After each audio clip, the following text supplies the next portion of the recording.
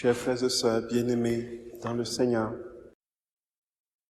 nous rendons grâce à notre Dieu qui se manifeste à tous sans exception, puisque lorsqu'il est venu en ce monde, c'était pour que tous, sans exception, le connaissent et parviennent au salut.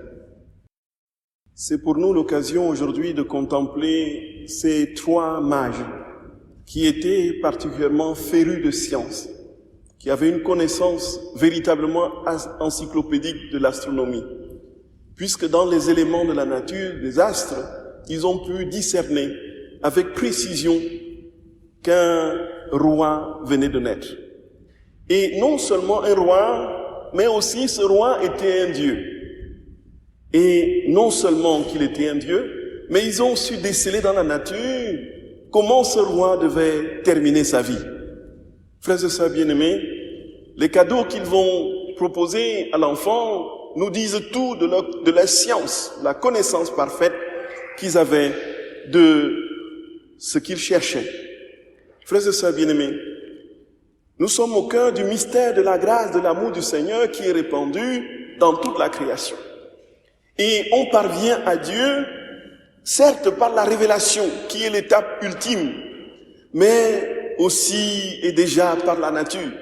Si nous pouvions avoir cette grande conscience pleine que tout dans la nature nous dit quelque chose de Dieu et nous dit l'amour de Dieu et agit d'une manière particulière pour notre bien, frères et sœurs bien-aimés, la nature serait souverainement respectée, puisque Dieu dans la nature a inscrit les signes de sa présence, les manifestations de son amour, et il a donné à l'homme de comprendre que tout ceci était pour son plus grand bien.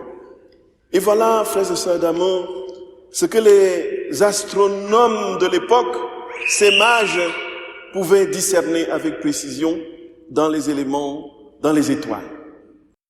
Ceci, le Seigneur nous dit très clairement que les cieux qui couvrent ta tête te disent « je t'aime ». Les étoiles qui brillent, n'est-ce pas, la nuit te disent « je t'aime ». Le soleil et la lune te manifestent mon amour. L'air que tu respires te dit « je t'aime ». Tout ce que tu peux entendre, les vents, les manifestations de la météorologie te disent « je t'aime ». Tout, absolument tout l'oiseau qui chante à ta fenêtre, je t'aime. Voyez le petit colibri ou bien, n'est-ce pas, le petit merle qui est là devant toi de passage en une fraction de temps, Dieu te dit en un moment, je t'aime. Tout dans la nature, frères et sœurs bien-aimés, dit l'amour de Dieu. Et il s'agit pour nous de savoir discerner cet amour dans l'acceptation de ce que Jésus, effectivement, donne de comprendre. Les mages, ils vont distinguer cet amour de Dieu et comprendre que quelque chose vient de se passer de manière spéciale. Une étoile brille par rapport aux autres et plus que d'ordinaire. Ils vont suivre cette étoile, ils arrivent naturellement à Bethléem et en passant par Jérusalem. Et Hérode, qui était furieux de se rendre compte qu'il y avait un certain roi dans l'Écriture, va, frères et sœurs bien-aimés, tenter par la ruse de les ramener par Jérusalem à leur retour, ceci pour avoir l'indication précise du lieu où se trouvait l'enfant pour le décimer. Voici que les bergers suivent leur chemin et ils arrivent devant la grotte de Bethléem. Et on dit qu'ils offrent des présents, de l'or, de l'encens et de la myrrhe. Frères et sœurs bien-aimés, nous sommes au cœur même du mystère de la grâce qui découle de ces présents. L'or est le symbole de la royauté. Le symbole de la royauté. Et si l'on veut l'établir, frères et sœurs bien-aimés, dans les vertus théologales, nous parlerons, frères et sœurs d'amour, de l'amour. Nous parlerons de l'amour. L'or porte tout ce qu'on a de bien, tout ce qu'on a comme trésor. Tout dans l'or, on s'offre soi-même. On offre ce qu'il y a de plus précieux pour nous. On offre tout notre être. Lorsqu'on fait un présent en or, c'est que la personne est non seulement particulièrement considérée, mais que nous nous offrons à la personne d'une manière singulière. dans l'ordre des vertus théologales, frères et sœurs bien-aimés, c'est l'amour, c'est la charité. C'est le don total de soi, la manifestation parfaite de tout l'amour que Dieu nous donne et le retour de cet amour par le don total de tout nous-mêmes avec tout ce que nous avons. Quand on offre de l'or, cela veut dire qu'on s'offre tout, on s'offre soi-même et on est capable d'être serviteur et esclave de celui à qui on offre justement ce présent précieux. La banque, les coffres forts d'or sont blindés.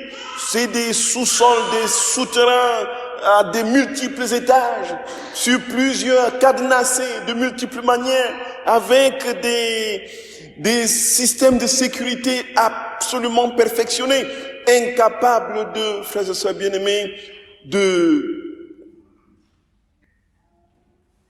d'y pénétrer. Impossible de vandaliser les lieux où se trouvent les réserves d'or dans les banques au monde. Pourquoi cela? Tout simplement parce que c'est ce qu'il y a aujourd'hui, le métal le plus inoxydable et c'est sensiblement le plus précieux, l'un des plus précieux, qui donne l'idée de ce que l'on peut véritablement faire et poser avec ces objets. Cela veut dire tout simplement, frères et sœurs bien-aimés, que les mages venaient s'incliner devant un plus grand qu'eux.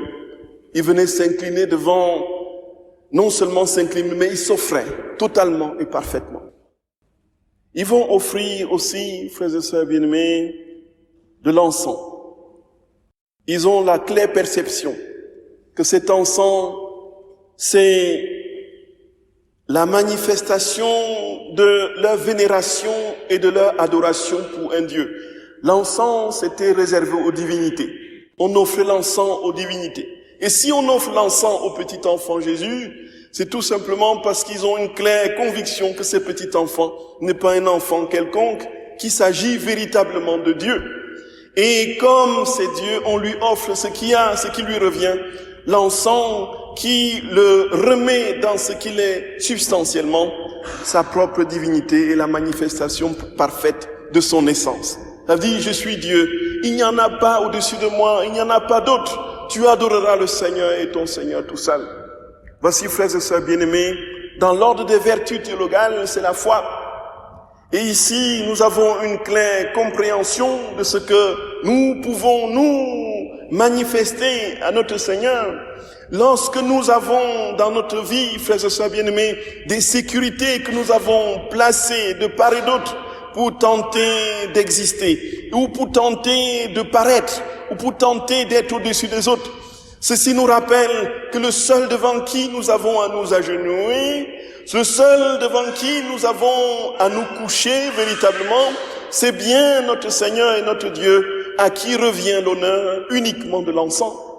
L'encens revient à Dieu, frères et sœurs bien-aimés. Et quand nous encensons un corps pendant les obsèques, on dit que cette âme, désormais entrée dans l'éternité de Dieu, désormais épousant les propriétés de la divinité, dans l'immortalité de son âme, on lui offre cet encens pour dire qu'il devient éternel. Sinon l'encens revient à Dieu et à Dieu seul. Dieu seul, tu l'adoreras. Et c'est pour nous l'occasion, frères et sœurs bien-aimés, de rentrer avec foi, conviction, dans cette intimité avec notre Seigneur, qui le placera comme étant l'unique bien de notre vie, l'unique bien à rechercher. Dieu seul peut combler notre cœur, Dieu seul est Dieu capable de nous sécuriser. Nous avons d'autres divinités dans 1001 réalités qui nous dispersent et nous conduisent dans les voies malheureuses de la perdition.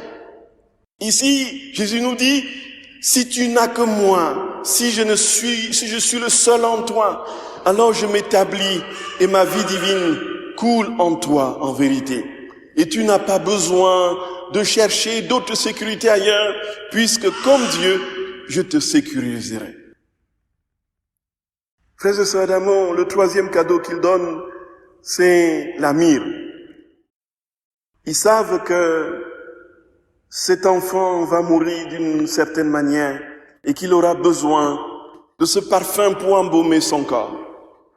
Et nous sommes ici dans la vertu théologale de l'espérance. Frères et sœurs bien-aimés, nous croyons qu'au-delà de cette vie, au-delà de cette vie terrestre, la vie véritable et éternelle nous attend. Ils ont cette conscience que le corps de notre Seigneur ne se décomposera pas. Et donc, il lui donne ce qu'il y a de plus précieux dans l'ordre des parfums pour conserver le plus longtemps son corps. Ils sont certains, absolument certains, que le corps de Jésus aura une des propriétés, des vertus, justement, d'incorruptibilité. Et il s'ensuit, frères et sœurs bien-aimés, qu'en offrant cela, ils ont cette espérance vive que la mort n'aura pas le dernier mot, que le Seigneur ressuscitera, que Jésus reviendra à la vie. Et ce faisant, nous sommes pour nous aussi engagés dans cette voie où nous croyons de tout notre cœur que notre vie ne s'arrête pas ici, en dépit de tout ce que nous pouvons traverser comme épreuve et le sentiment parfois douloureux, strident de la vanité et surtout de la vacuité de cette vie. Nous avons la certitude, frères et sœurs bien-aimés, que Dieu nous attend véritablement dans son royaume, dans la perfection de son amour. Et nous vivons déjà ici-bas comme des citoyens du ciel, les pieds sur terre, la tête dans le ciel, dans la contemplation de ce jour glorieux où nous serons tout en Dieu. Voici les 3 démarches du chrétien, frères et sœurs bien-aimés, que nous révèlent les mages. Nous donnons tout à celui qui est tout. Nous adorons, nous nous prosternons devant celui qui est Dieu, le seul capable de nous sécuriser. Et nous avons la pleine et intime conviction qu'un jour, nous serons unis à lui pleinement, parfaitement. Que le Seigneur nous donne la grâce, frères et sœurs bien-aimés, d'offrir nos 3 présents lors de notre amour, l'encens de notre foi et naturellement, frères et sœurs bien-aimés, l'ami de notre espérance, pour que notre vie s'écoule et s'étende dans les prairies verdoyantes de la grâce, qui ne nous fera jamais défaut si nous sommes fidèles. Et tout cela, frères et sœurs, passe par cette intimité avec le Seigneur, savoir déceler son amour dans les circonstances, dans l'histoire de notre vie, et savoir lui dire merci pour tout ce que nous recevons de lui, entrer en intimité avec lui par la prière. La prière, la prière, la prière, la prière. Et l'encens qui monte à Dieu, c'est aussi notre prière, frères et sœurs bien-aimés, portée par notre foi, pour que Dieu vienne et règne. Oui, viens Seigneur, viens dans nos âmes, viens dans nos cœurs, viens établis-toi en nous. Fais de nous et notre toi, que nous soyons véritablement des miroirs de ta présence. Donne-nous Seigneur, d'être des saints, d'être des saints. Nous avons confiance en toi et nous croyons de tout notre cœur que tu es fidèle éternellement. Sois béni Seigneur, toi qui vis et règnes pour les siècles des siècles. Amen.